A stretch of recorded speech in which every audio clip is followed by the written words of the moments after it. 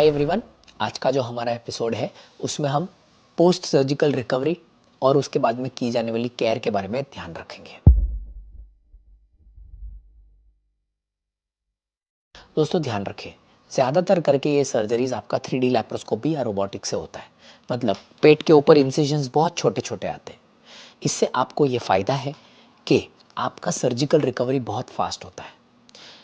इसका मतलब post surgery का सबसे इम्पॉर्टेंट अध्याय है कि आपका रिकरेंस कैसे कम किया जाए। दोस्तों, रिकरेंस कम करने के लिए सबसे इम्पॉर्टेंट चीज़ है कि आपकी सर्जरी कितनी कंप्लीट हुई है।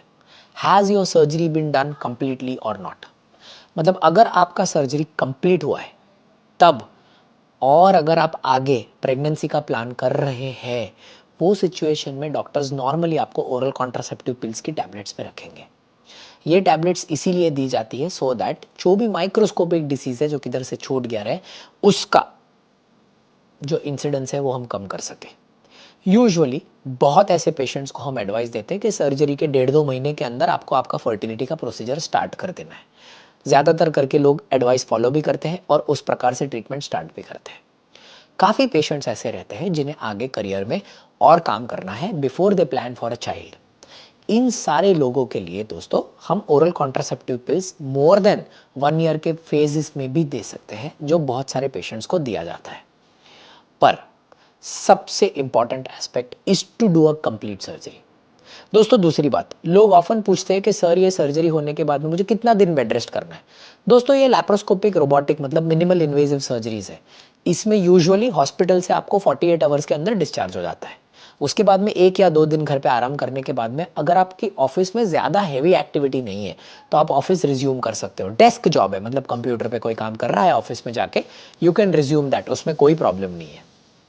अगर आप आर्टिस्ट हो, जिम करते हो, वेट लिफ्टिंग करते हो, ये सब चीज़ के लिए आपको 10 डेज के लिए वेट करना है सो दैट अंदर का मसल बहुत अच्छी तरह से हील हो जाता है एंड पेन सबसाइड हो जाता है। एक बार पेन सबसाइड हो जाता है फिर आप कोई भी प्रकार की हैवी एक्टिविटी बड़ी आसानी से कर सकते हो। मैं आपको एक एग्जांपल देता हूं दोस्तों इस चीज़ का।